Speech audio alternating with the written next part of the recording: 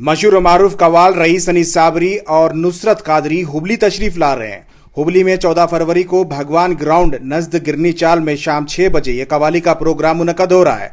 नौजवान ने हुबली अर्जुन पाटिल, रशीद यमशेख, रिहान ऐनापुरी के ज़ेर एहतमाम मुनक्किदा इस कव्वाली के प्रोग्राम में बड़ी तादाद में लोग शिरकत कर रहे हैं और साथ ही कई बड़े लीडरान भी शरीक हो रहे हैं।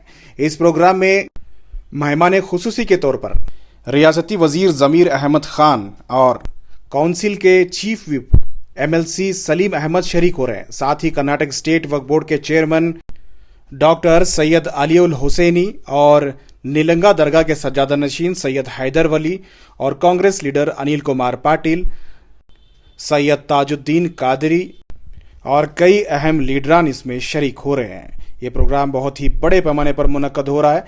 इस प्रोग्राम की जगह पहले कहीं और तय की गई थी, लेकिन अब ये प्रोग्राम हुबली के गिरनी चाल के करीब वाक़े भगवान ग्राउंड में हो रहा है। यहाँ ये प्रोग्राम मुनक्कद हो रहा है। बड़ी तादाद में इंतजामात किए गए हैं। ये प्रोग्राम सलाम TV इंडिया में लाइव टेलीकास्ट किया जा रहा है।